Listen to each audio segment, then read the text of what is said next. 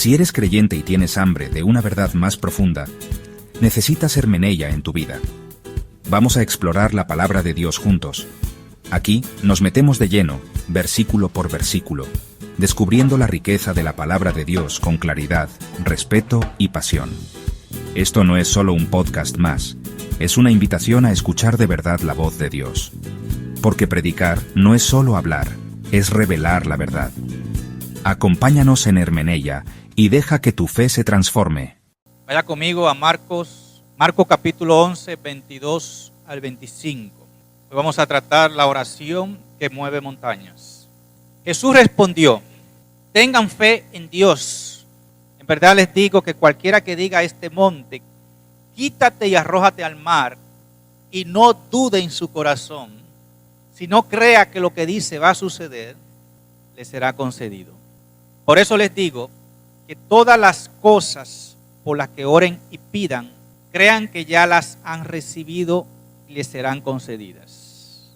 Y cuando estén orando, perdonen si tienen algo contra alguien, para que también su Padre que está en los cielos les perdone a ustedes sus transgresiones. Oremos. Amado Padre, bendecimos y honramos tu nombre, Señor. Señor, muévete en medio nuestro en esta mañana, oh Espíritu de Dios, nuestro Maestro, nuestro intercesor, nuestro Consolador. Abre nuestra mente oscura, ilumínanos, Señor. Trae la luz de tu palabra a nuestro corazón y llévanos a arrepentimiento a través de ella. Estos favores te lo piden en el nombre de Jesús. Amén.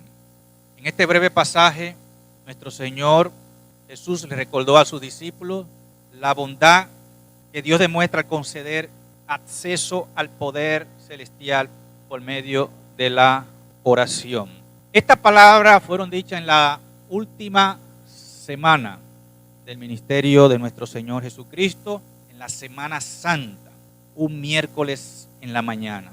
Los discípulos estaban caminando desde Betania hasta Jerusalén y había una necesidad imperiosa, y Jesús lo notó, en dar esta instrucción a los discípulos. En solo unos días ya nuestro Señor no estaría físicamente presente con ellos.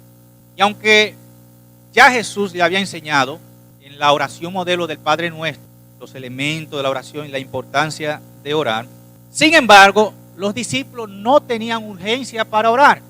Mientras Jesús estuviera con ellos, ellos no oraban.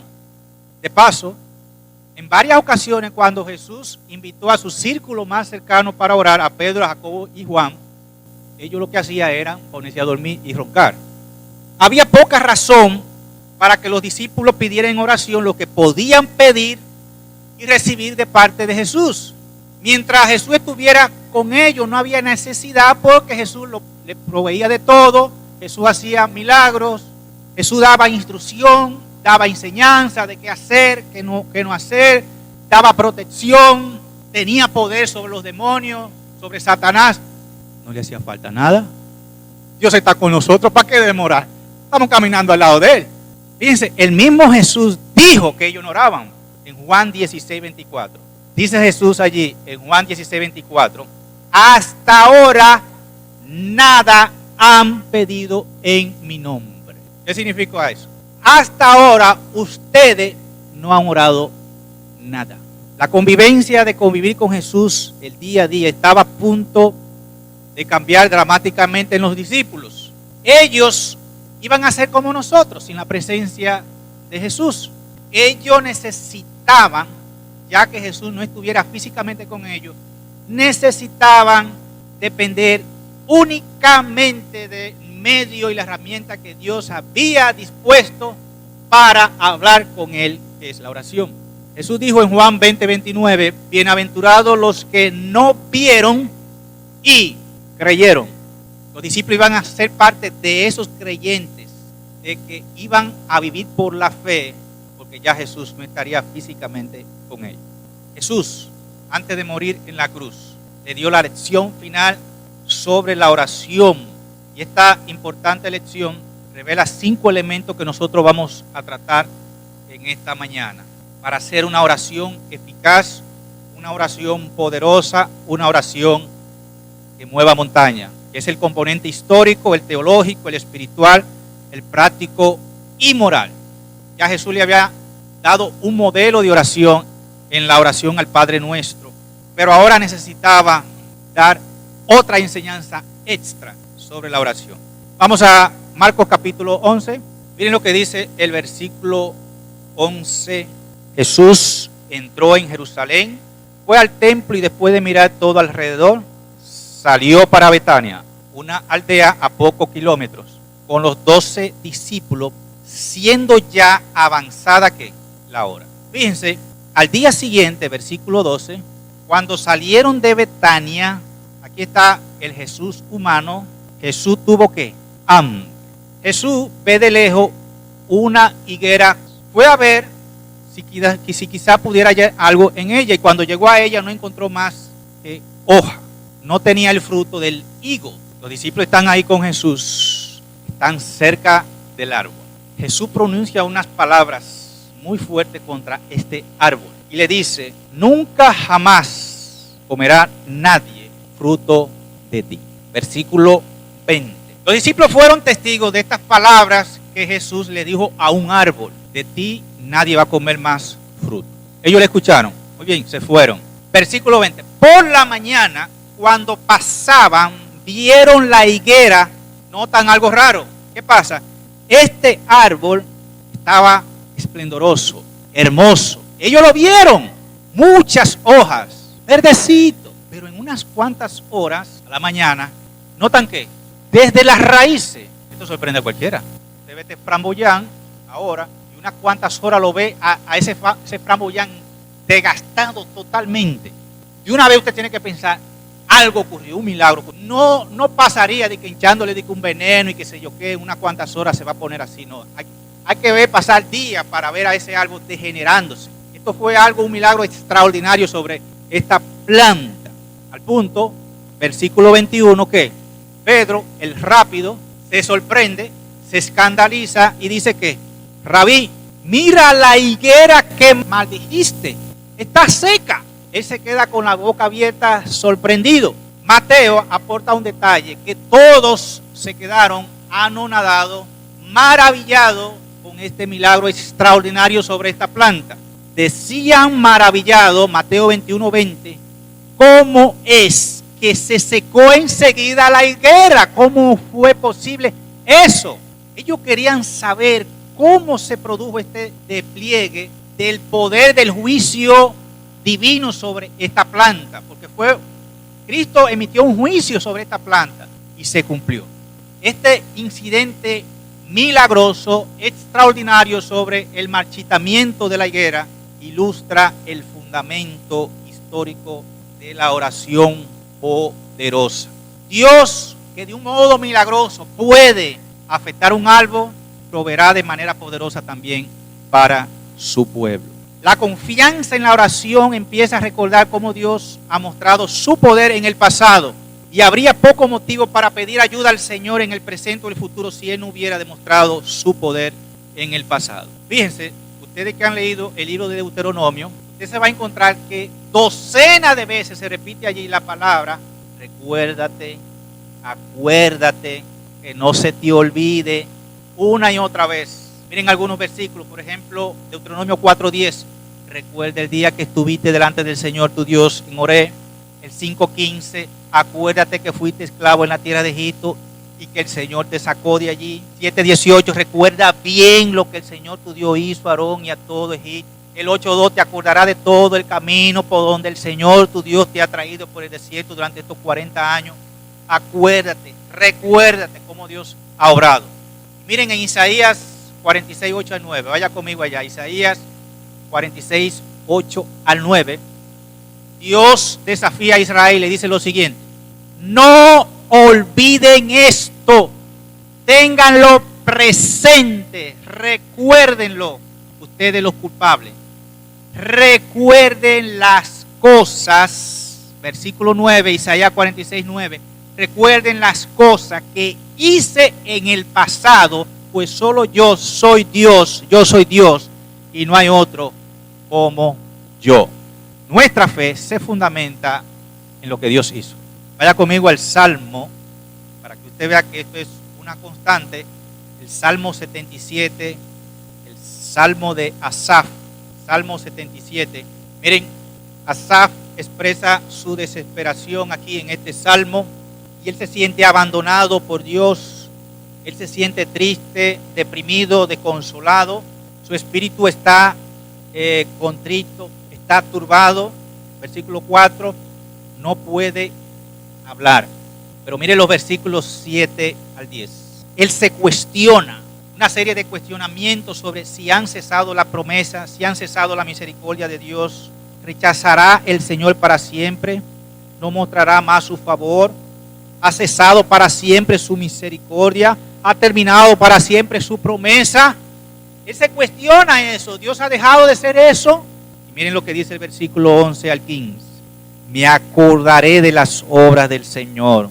Ciertamente me acordaré de tus maravillas antiguas y meditaré en toda tu obra y reflexionaré tus hechos.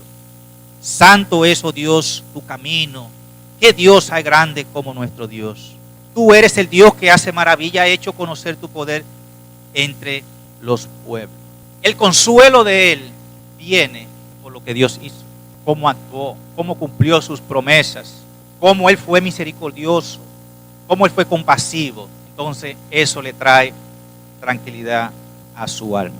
El Salmo 105:5 dice: recuerden las maravillas que él ha hecho, sus prodigios y los juicios de su boca.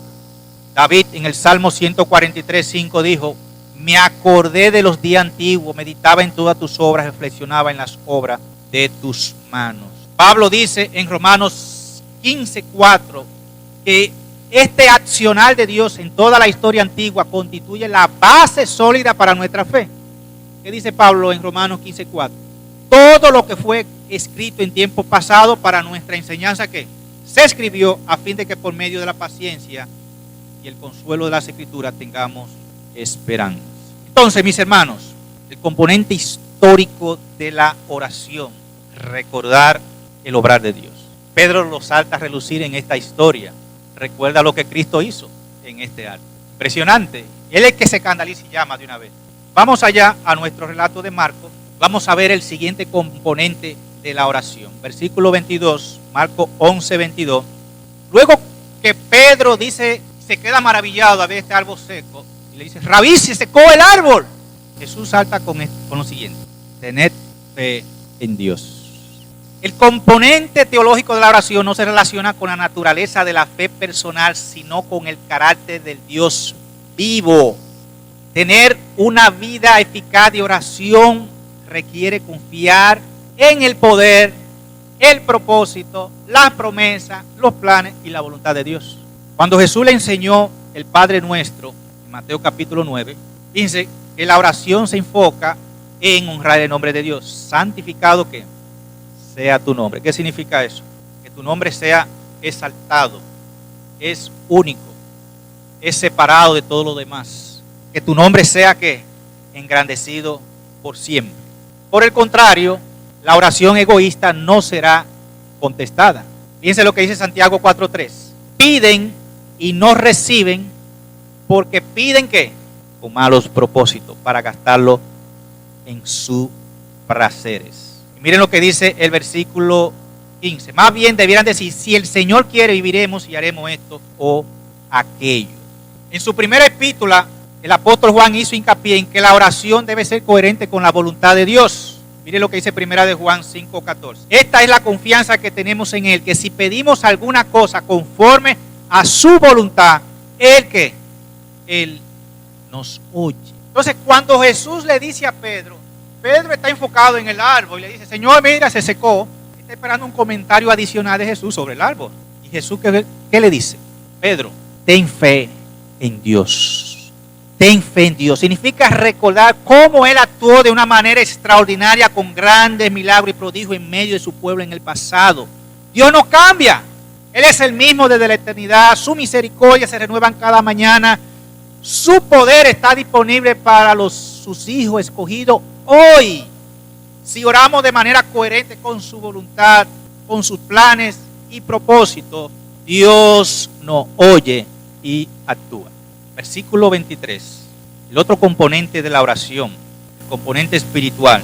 En verdad les digo que cualquiera que diga a este monte, quítate y arrójate al mar, y no duda en su corazón, sino crea que lo que dice va a suceder, le será ¿qué? Concedido. Confiar en Dios no es un asunto teórico, ni un idealismo, ni algo abstracto, ni una que está en la cabeza. Es algo personal y práctico. Esta promesa del Señor en este versículo es amplia, generosa. ¿Cómo empieza? De cierto. La versión mía dice, en verdad, te lo aseguro. Lo que yo te voy a decir son las palabras de nuestro Señor en primera persona, saliendo de sus labios. Mira, lo que yo te voy a decir es la verdad de todas las verdades. La otra palabra que utiliza Jesús es allí, dice, cualquiera. ¿Qué significa? Aplica para todos los creyentes, no es para ustedes. Jesús está hablando con los discípulos. De verdad les digo, con toda la seguridad, con lo que yo represento, el Dios encarnado, cualquiera, es decir, cualquiera que tiene la fe en mí y confía en mí, cualquiera que le dijere a este monte, no sabemos si Jesús está señalando el monte de los olivos, si está señalando el monte del templo, no sabemos, pero lo más probable es que la referencia fuera a un monte hipotético, no literal, ¿verdad? Jesús no está refiriéndose a echar físicamente el monte de los olivos, mandarlo a través de una oración y trasladarlo al mar. Eso no es lo que significa ese texto. La declaración de Jesús, que cualquiera que dijere a este monte, quítate y échate y al mar, ¿y qué? Y no dude en su corazón. Aquí Jesús está usando una hipérbole, una exageración, una figura para él enseñar un principio espiritual poderoso. La montaña representa algo inamovible, algo imposible de mover. Jesús está diciendo, si tú tienes la capacidad, si tú tienes algo que es imposible para ti de resolver humanamente, no tienes los recursos, no tienes los medios, no puedes hacer nada, y se lo dice al Padre, y no duda en tu corazón, sino que cree, te será concedido. Eso es lo que está aquí. Muchos cristianos concluyen erróneamente que la fe es un poder que lo capacita para él declarar o ordenarlo y así conseguir cualquier deseo sencillamente por una confesión positiva. Pero el planteamiento de nuestro Señor es que cuando un creyente enfrenta un problema abrumador, una imposibilidad que no tiene solución humana aparente, y viene a Dios, el Todopoderoso, el Shaddai, sin dudar en su corazón, sino creyendo que será hecho, lo que pida por medio de la oración le será hecho. La fe por sí sola no tiene poder. Yo declaro que tú serás sano. Eso no sirve para nada. Jesús dijo, tengan fe en Dios. No se parte de lo que tú creas ni de tu palabra, es de lo que quién es Dios. A partir de ahí es que debes hacer tú la confesión, declarar lo que es Dios y luego pedir. Fíjense que Jesús dice, tengan fe en Dios, jamás dice, tengan fe en ustedes mismos. Por eso las declaraciones positivas, particulares, los decretos personales, yo declaro, eso es inútil, eso no sirve, eso es palabrería delante de Dios. Yo, bueno, eso eres tú. ¿Y quién eres tú? Un pedazo de barro, tú no eres nadie. El único todopoderoso es Dios. Entonces la advertencia aquí es contra dudar de la naturaleza y del poder de Dios. Nunca dude de Dios, porque para Él ¿qué? Todo es posible. Mateo 19:26. ¿Usted cree que Dios no puede hacer algo? ¿Cómo Él se ha revelado en las Escrituras? ¿Cómo Dios se ha revelado? ¿Usted conoce a Dios? ¿Acaso hay algo imposible para Dios? El mismo Cristo tiró el cuestionamiento. Ustedes que han leído el Antiguo Testamento, que conocen la Biblia, que se la comen todos los profetas, ¿hay algo imposible para Dios? ¿Usted ha notado algo ahí? Vaya conmigo a Santiago capítulo 1, 6 al 8. Santiago 1, 6 al 8. Pero el que pida con fe, ¿cuál fe? La fe en Dios, sin dudar, porque el que duda es semejante a la ola del mar, impulsada por el viento y echada de una parte a la otra. No piense pues ese hombre que recibirá cosa alguna del Señor. Tú no puedes dudar de mí. Yo todo lo puedo. Yo soy el soberano. Yo soy el creador. Yo soy el sustentador. Yo soy quien quita. Yo soy quien da. Yo tengo el poder sobre la vida. Yo tengo el poder sobre la muerte. Yo doy la riqueza. Yo doy la pobreza. No piense pues este hombre que recibirá cosa alguna del Señor, siendo hombre de doble ánimo, inestable en todos sus caminos. No puedes recibir nada de mí, dice el Señor, si no tienes muy claro en tu mente quién soy yo. Por eso no se trata de tu declaración. Tu palabra no significa nada. Es de quién es Dios. Por eso, cuando tenemos un comportamiento de ansiedad y preocupación, le estamos diciendo a Dios: no estoy seguro de ti, no confío en ti. Nadie me puede ayudar. Cuando está preocupado, está vuelto loco. ¿Qué tú estás diciendo?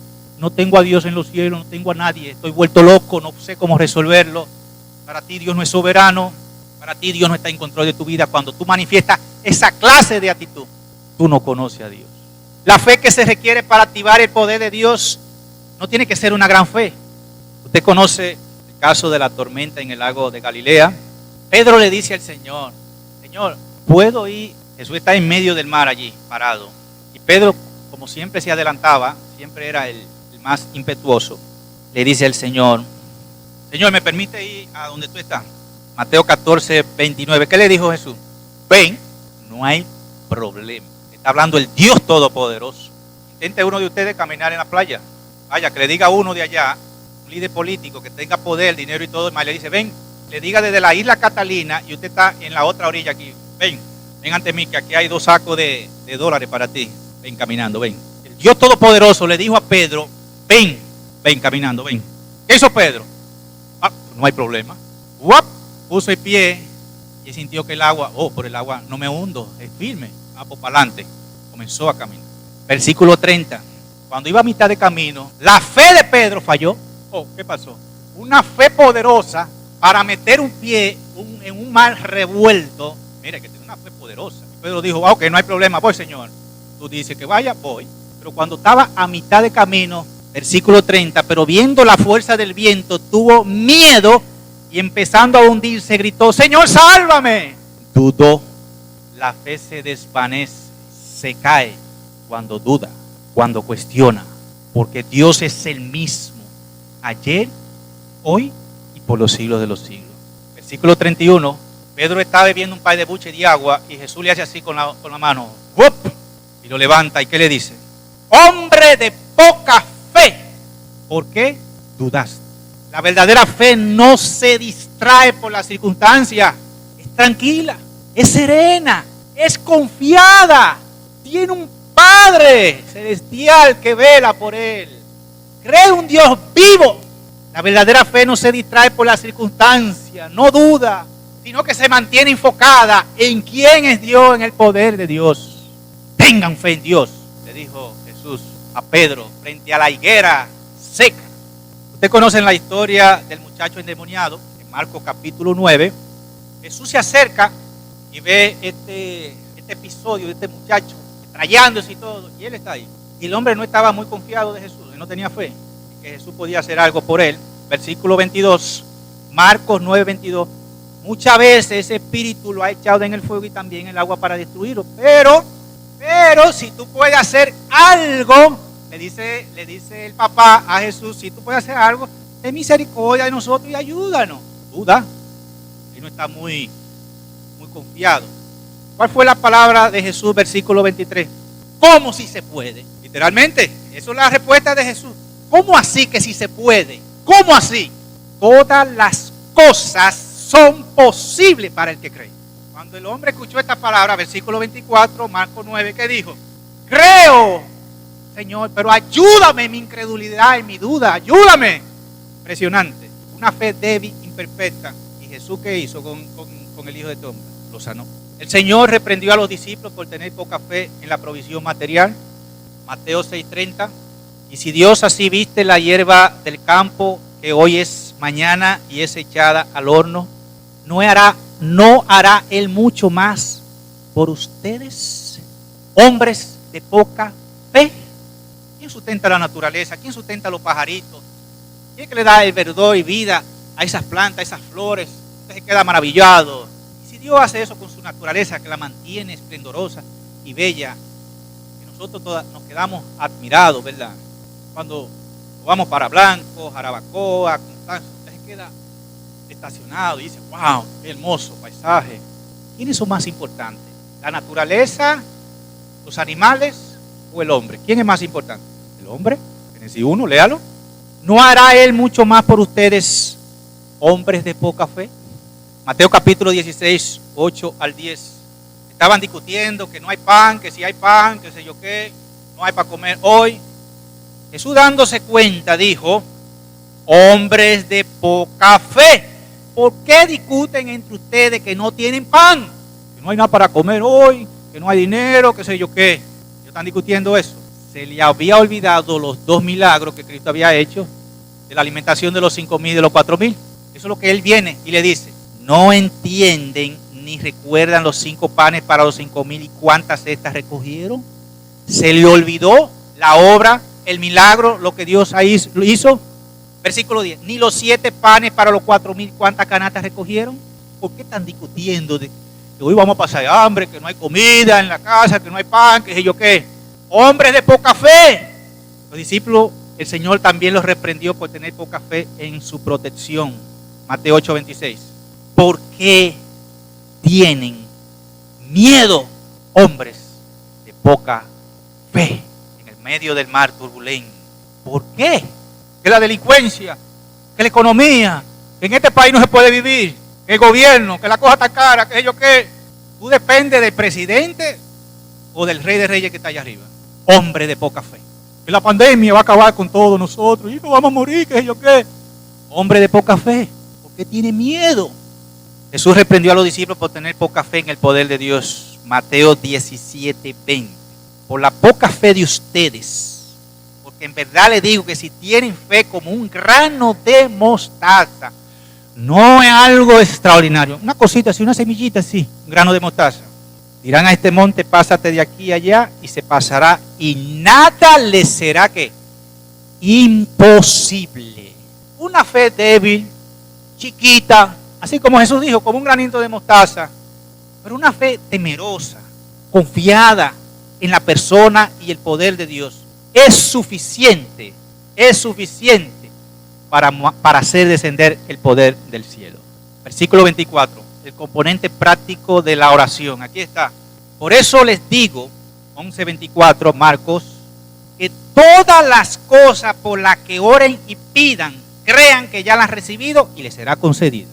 Para recibir todo lo que Dios promete a través de su palabra, hay que usar el medio llamado oración, pero hay que pedirlo, abrir la boca, abrir el corazón.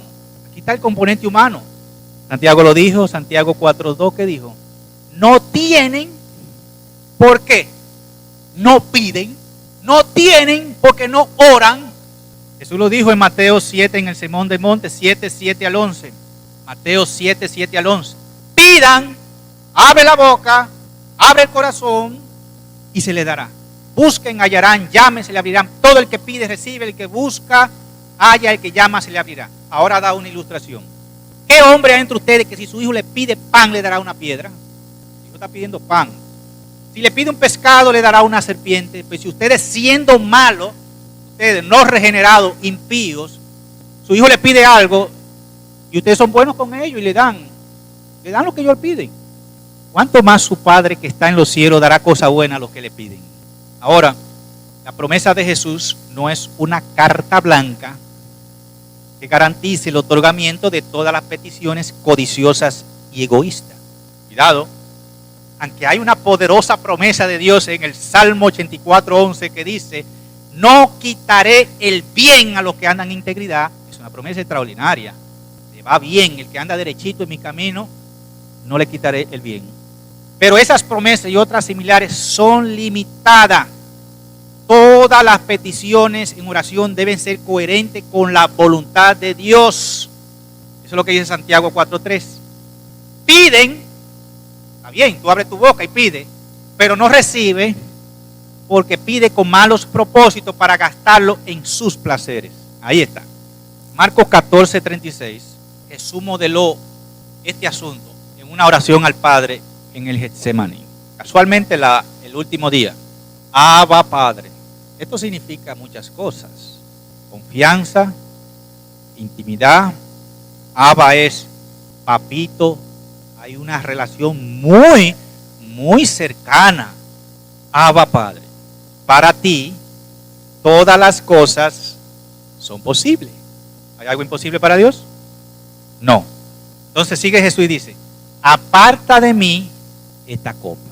Señor, aparta de mí esta situación, este dolor, pero no sea lo que yo quiero, sino lo que tú quieras. Coja esa oración, pida lo que usted quiera, bajo este modelo. Pida. Señor, para ti nada es imposible. Tú eres el Shaddai, el Dios Todopoderoso, mi creador, mi sustentador, mi proveedor. Y para ti nada es imposible, Señor. Tú resucitaste muerto, tú curaste enfermedades. Para ti nada es imposible. Ninguna enfermedad de lo que hay ahora, eso para ti no es nada. Yo creo en tu poder, Señor. Apártame de mí, Señor, este cáncer, este dolor, esta ceguedad que hay en mi vista. Apártala de mí. Yo creo en tu poder, Señor, que lo puede hacer, pero no sea lo que yo quiera, sino lo que tú quieras. Porque tú eres el soberano y tú sabes lo que mejor me conviene. Pero hay muchas oraciones irreverentes ahí de personas que comienzan a decretar, a declarar, y yo declaro que tú estás sano, que Dios te va a levantar de allí. Cuidadito con eso. Son oraciones irreverentes, personales, muy individuales, que no pasan de ahí, de ese techo. Son oraciones blasfemas. En varias ocasiones Jesús resaltó esta verdad a los apóstoles en el aposento alto. Juan 14:13 al 14. Juan 14:13 al 14. Todo lo que pidieres al Padre en mi nombre, significa lo que es consistente con su persona, con su propósito, con su voluntad, lo que yo quiero, lo que no quiero, de acuerdo a mis planes, como yo me he revelado. Todo lo que tú pidas en mi nombre, de acuerdo a como yo me he revelado, lo que yo pido, lo que no pido, mis ordenanzas, mis mandamientos, de acuerdo en eso, yo lo haré. Para que el Padre sea glorificado en el Hijo. Si algo pidiera en mi nombre, yo lo haré. Juan 15:7. Si permanecen en mí, ok, relación, comunión, yo te conozco. Tú hablas conmigo todos los días, tú confiesas tus pecados, te arrepientes, te apartas. Yo te conozco. Mis palabras permanecen en ustedes. Sí, tú tienes la intención de cumplir mi voluntad, mis mandamientos, mis ordenanzas, de hacer lo que es bueno y agradable a los ojos de Dios. Pidan lo que quieran y les será hecho. Juan 11:15-6. Ustedes no me escogieron a mí, sino que yo lo escogí a ustedes. Y lo designé para que vayan y den fruto y que su fruto permanezca. Yo te elegí, te escogí, te llamé, te regeneré, te designé y tú vas a ser un cristiano fructífero. Y ese fruto va a permanecer. Ahora viene y dice Cristo, para que todo lo que pidan al Padre en mi nombre, se lo conceda. Los creyentes son llamados a abrir sus corazones delante de Dios en oración persistente y apasionada. Salmo 62:8. Confía en Él en todo tiempo. Pedro confió hasta la mitad del camino. Hasta ahí llegó su fe. Y tuvo que Jesús salir huyendo para que no se ahogara el hombre y extenderle el brazo para sacarlo. La otra mitad del camino. Salmo 62:8. Confía en Él en todo tiempo. En todo tiempo. ¿Qué significa eso? En los tiempos buenos, en los tiempos malos, en los tiempos de escasez y en los tiempos de abundancia. Oh pueblo, derramen su corazón delante de Él.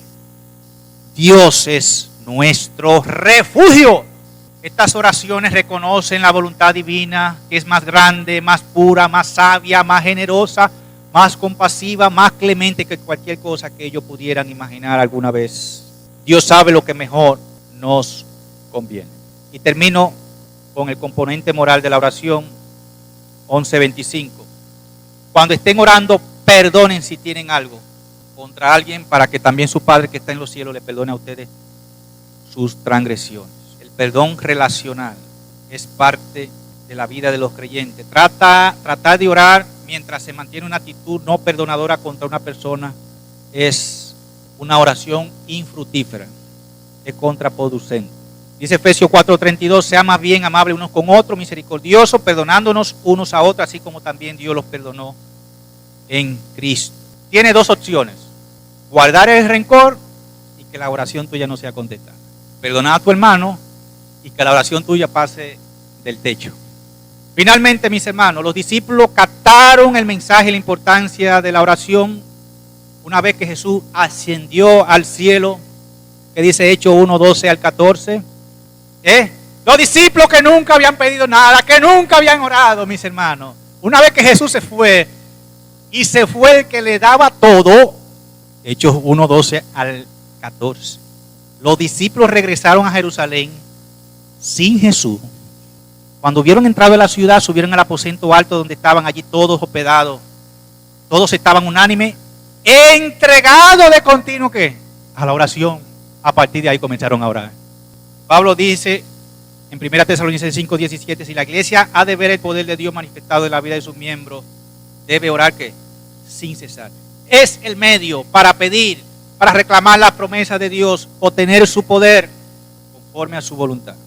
Oren, mis hermanos, pidan, amen a Dios, permanezcan en su palabra, y todo lo que pidieren en mi nombre les será concedido. Oremos. Bendito Dios, te alabamos y te honramos. Gracias por tu palabra, Señor, que trae consuelo y esperanza a nuestras vidas en medio de este mundo turbulento, desastroso. Gracias porque a través de ella podemos tener esperanzas, podemos aferrarnos, Señor, a ti. ¿A quién tengo yo en los cielos sino a ti, Señor? Tú eres nuestra única esperanza, nuestro Dios todopoderoso, nuestro refugio, nuestro pronto auxilio en la tribulación. Por tanto, no temeremos, Señor. Aunque este mundo se vaya en pedazos, lo que pase, no habrá miedo en nuestro corazón, porque tú eres el soberano Dios que gobierna y reina en este universo. Señor, si hay alguno que tiene duda, si a alguno le ha faltado la fe, Señor, tú eres misericordioso y bondadoso, Dios.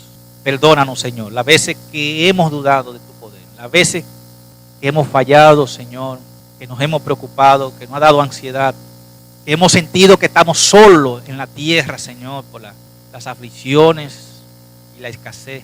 Ayúdanos, Señor, a poner en práctica la palabra de Cristo Jesús. Tened fe en Dios. Tengan fe en Dios, no importa. Aunque el árbol de la higuera se seque y aunque esté verde, tenemos fe en Dios. Gracias, Señor, por tu palabra. En el nombre de Jesús. Amén. Hemos concluido otro encuentro en Hermeneia. Queremos expresar nuestro agradecimiento por su compañía, su tiempo y su interés en profundizar en la palabra. No olvide seguirnos en Spotify para no perderse ningún episodio. Y compartirnos con aquellos a quienes considere que les pueda ser de bendición. Nos encontraremos en el próximo episodio. Que Dios le bendiga.